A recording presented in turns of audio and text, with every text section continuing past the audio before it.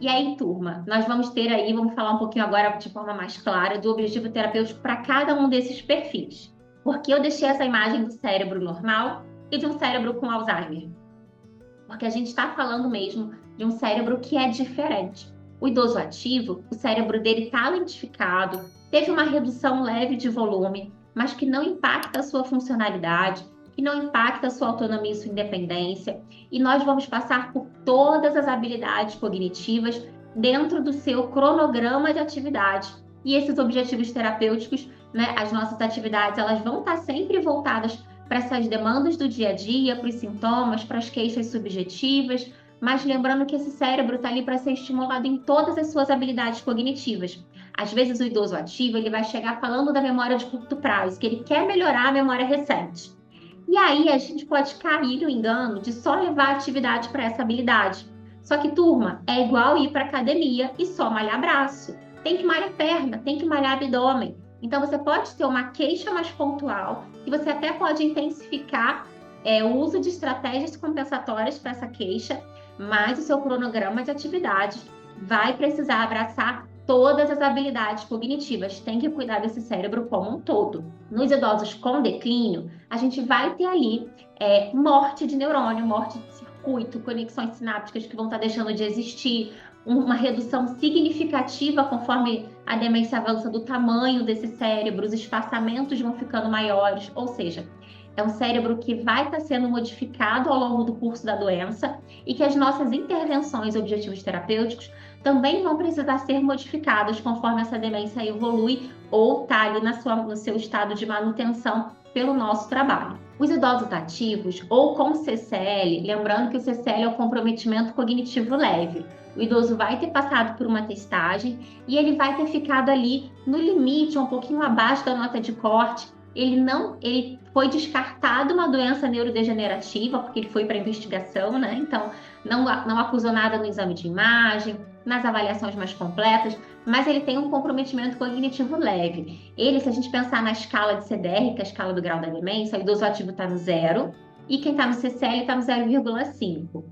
Quem está no 0,5 tem mais chances de evoluir para uma doença neurodegenerativa nos próximos anos, mas não é um fator preditivo. Às vezes, com a estimulação cognitiva, a gente consegue do 0,5 voltar para o 0 e ele está ali, então, a gente conseguiu otimizar essas habilidades cognitivas e ele saiu do CCL e voltou a ser um idoso ativo. Também pode acontecer. E o nosso objetivo terapêutico, então, vai ser prevenir as doenças neurodegenerativas, otimizar as habilidades cognitivas também, trabalhar essa autopercepção. O idoso, a gente tem a metacognição, tem cognição social. Esse idoso tem a sua queixa subjetiva, onde ele acha que está falhando mais, está falhando menos, o que incomoda, o que não incomoda, para que a gente possa, junto com ele, criar as estratégias compensatórias. Ou seja, a gente começou a enxergar menos, pode fazer uma cirurgia de catarata, pode usar um óculos, o cabelo está branco, a gente pode pintar. Estou dando exemplos mais globais, né?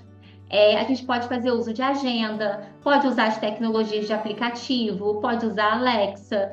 Que estratégias compensatórias a gente pode ajudar ele a implementar na sua rotina, criar novos hábitos que vão favorecer e potencializar a sua cognição.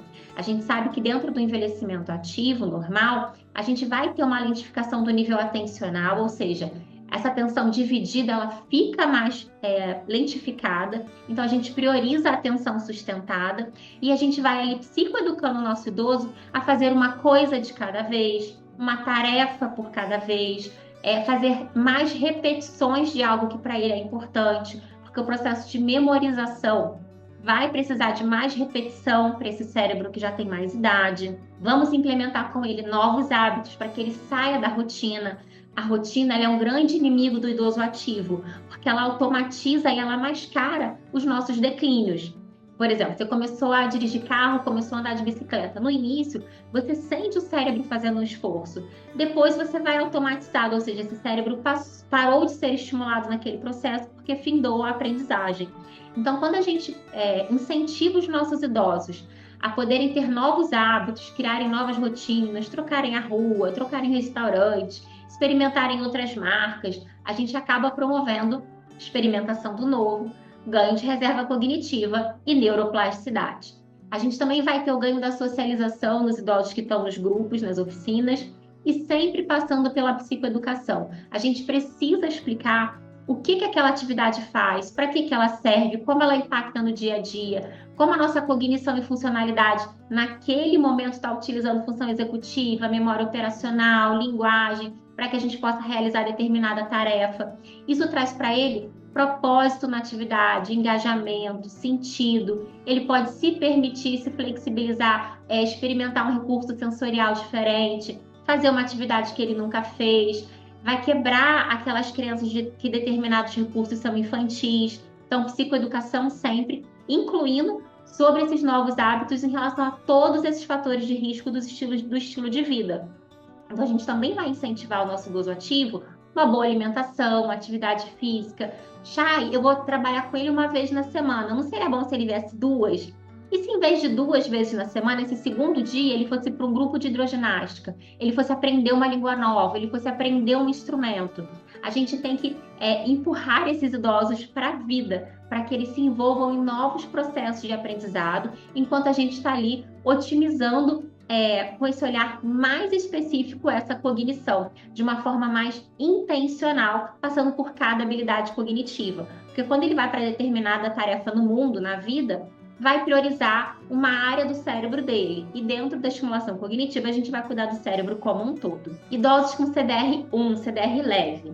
Dentro desse perfil cognitivo, se você tiver um grupo de idosos ativos, você pode colocar esse idoso no seu grupo de idosos ativos. Ele é o idoso que acabou de receber o diagnóstico, ele ainda consegue estar na rua, ele às vezes tem clareza de onde ele está falhando, tem uma autopercepção de que algo não está bacana, que precisa melhorar. Ele às vezes sabe do diagnóstico, às vezes não, depende muito do médico ou da família, mas é um idoso que a gente fala que a gente vai puxar para cima. A gente ainda tem a capacidade desse cérebro que está no CDR1 de otimizar todas as habilidades cognitivas. Por quê? Porque ele ainda não perdeu nenhuma. Elas só estão mais prejudicadas, mas elas não estão perdidas ainda. A gente vai focar bastante na estabilização do quadro de humor, trazer as atividades que a gente possa personalizar com temas afetivos, verificar como é que ele está frente ao luto desse diagnóstico. Por quê? Porque rebaixando o humor, rebaixa a cognição. E se o idoso tem clareza que ele recebeu o diagnóstico, isso vai mobilizar ele de alguma forma. Então, é importante que a gente também tenha uma escuta clínica para manejar esse humor dentro das nossas atividades e até encaminhar para a psicoterapia, se for o caso. Muitas das vezes é. E aí a gente vai pensar em criar com ele estratégias compensatórias e ambientais que vão favorecer as dificuldades que ele está tendo nesse momento. Por exemplo, Alzheimer na memória recente, uma DFT nas funções executivas. E eu botei a rotina aí como um asterístico, porque a rotina no idoso ativo, a gente vai incentivar que ele tenha rotinas diferenciadas. No idoso que já tem um declínio diagnosticado, a rotina fixada, ela é um facilitador para que ele possa manter pelo maior tempo possível a sua autonomia e independência. Então, a gente começar a criar rotinas fixas de horário café da manhã, entrou no banheiro, tomou um banho, fez a higiene, almoçou, caminhou, deu comida para o animal, foi na aula de música. Se determinados blocos de tarefas acontecerem sempre com a mesma frequência de horário, quando essa demência for evoluindo no moderado, vocês vão ver que isso vai facilitar muito os cuidados da família e também dá essa sensação de que o idoso está preservando a sua qualidade de vida por autonomia e independência, porque ele está repetindo uma rotina que está padronizada. E aí ele consegue, então, gerir pequenas escolhas dentro da sua casa. A gente já começa ali a trabalhar com a orientação familiar, também acolhendo o diagnóstico, o luto que vai se acomodando. A gente vai orientar futuramente, né, sobre tomadas de decisão, diretrizes financeiras. A gente vai começar a lançar para a família um olhar ali de responsabilização de cuidados, que eles passam a ser responsáveis, éticos e legais sobre esse idoso que tem um declínio cognitivo, que não tem mais legalmente, em termos de diagnóstico de CID, a capacidade de responder por si, de se autogerir. A gente vai priorizar a socialização. Nós vamos trabalhar também psicoeducação desse idoso ativo, para que ele compreenda desse idoso ativo, desse idoso com declínio no CDR1, também para que ele se engaje nas atividades e, às vezes, uma psicoeducação dos sintomas, do que acontece com o cérebro, Vai depender, claro, do nível de escolaridade e de clareza sobre a doença que esse idoso tiver, tá ok? Então, no CDR1, a gente ainda vai trabalhar todas as habilidades cognitivas, puxando esse idoso para cima, inclusive podendo colocar ele num grupo de idosos ativos. E conforme a gente for entendendo que esse declínio vai evoluir, que a gente for fazendo a nossa análise qualitativa do desempenho da atividade, a nossa análise qualitativa dessa funcionalidade que a gente vai ouvindo do familiar e do cuidador, a gente pode trocar ele de grupo, migrar para um atendimento individualizado ou para um domiciliar, se ele começa a avançar para o moderado e está difícil sair de casa. Dependendo do tipo de demência, os sintomas iniciais são diferentes e aí a gente vai ter manejos diferentes nessa intervenção. Mas só para vocês lembrarem de que a gente ainda vai puxar esse idoso para cima para todas as habilidades cognitivas, porque ele ainda não perdeu nenhuma. Elas só estão muito prejudicadas. No CDR2, que é o CDR moderado, ele já vai ter perdido, por exemplo, a habilidade de memória de curto prazo. Então, essa habilidade ela sai do seu cronograma de atividade. Você não vai mais trabalhar memória recente no idoso com Alzheimer já no CDR moderado. Então, a gente vai mapear as habilidades cognitivas que ainda estão preservadas e que a gente vai, então, trabalhar para mantê-las, para desacelerar a evolução desse declínio. E algumas elas vão estar mais prejudicadas ou menos, dependendo do tipo da demência, dependendo do volume de reserva cognitiva que esse idoso adquiriu ao longo da vida, da personalidade também, dos gostos, dos hobbies. A gente vai focar sempre na estabilização do quadro de humor, através de uma conversa mais acolhedora no início, de vez em quando personalizar um tema, uma conversa estruturada, orientando esses familiares para que eles também possam ir afinando a sua comunicação com esse idoso que está mais repetitivo, que às vezes está mais reticente para entrar num banho, para fazer uma higiene, para se alimentar, começam a ter sintomas comportamentais que são mais significativos. Então, a gente vai ali entendendo que estratégias de ambiente e de comportamento e de rotina a gente vai trabalhar com essa família. Começou a ficar com mais compulsão alimentar. Então, em vez de fazer as refeições básicas do dia em maior quantidade, vamos fragmentar pequenas colações a cada 1 hora, um pequeno lanche, para que a gente possa dar conta dessa oralidade. É uma estratégia a ser pensada com a família. A gente vai colocar uma porta com chave na cozinha, então a gente vai impedir o acesso à geladeira, à despensa, ao armário. É uma outra estratégia que a gente vai estar modificando esse ambiente. E tudo vai depender da dinâmica da família, dos sintomas que o idoso estiver apresentando. Mas isso, gente, faz parte do nosso objetivo terapêutico. Seja dentro do atendimento domiciliar, ou do consultório, ou do grupo, a gente vai escutar essas demandas da família e vai levar para ela estratégias que ela possa estar aplicando. Lembrando que não tem uma estratégia pronta, tá? A gente vai sempre fazer essa estratégia muito no 1 a 1 e explicar para a família que a gente vai precisar ali de uma média de 3 meses lapidando essa estratégia, porque tudo precisa de repetição.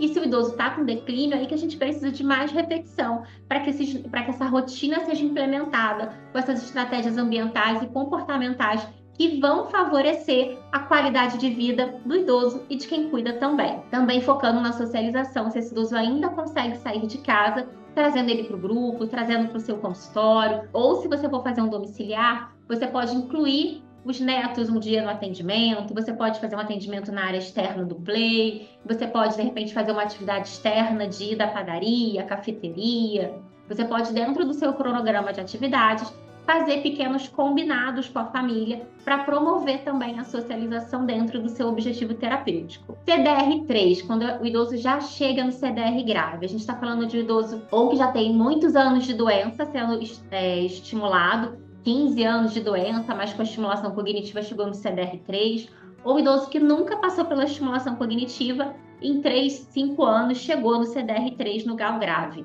A gente já vai ter muitas habilidades cognitivas totalmente perdidas, mas a gente ainda tem ali muito afeto envolvido, ainda tem uma pessoa ali mesmo no CDR3, que a gente consegue promover pequenos momentos de afetividade, de troca, de interação. A gente vai trabalhar muito essa atenção para o externo, porque o idoso acaba entrando na fase do mutismo, às vezes fica de olho fechado. Então, a gente vai trabalhar mais o sensorial, com toque, com cheiro, com paladar. A gente vai ali orientar e acolher essa família nesse processo de conviver com esse idoso, de poder trazer pequenos momentos onde esse idoso possa lançar um olhar para o familiar, quando o familiar canta uma música, usa um cheiro. Então, a gente vai, dentro do nosso tempo de atendimento ali de 1 hora, por exemplo, né, que aí já é um atendimento individualizado, a gente vai gastar 15, 20 minutos com o idoso e mais 40 com a família e com o cuidador, porque essa família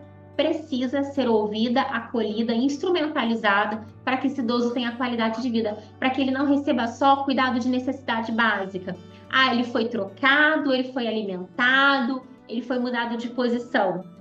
Esse idoso também precisa de um toque, de uma música, de uma imagem visual que ele tenha prazer, ser colocado numa vista, trocado de janela, alguém que chegue e conte uma história que sorria para ele, que sente e segure a mão dele ali do lado dele. Ele pode ter várias habilidades que já estão muito prejudicadas ou que ele já perdeu completamente, mas a afetividade ela ainda permanece, e que a gente possa criar essas pontes com a família dentro da estimulação cognitiva é importantíssima, né? É um paciente que eu acompanhei já de CDR3, fez internação, CTI, né? Porque a gente vai tendo ali outras comorbidades que vão chegando no quadro clínico.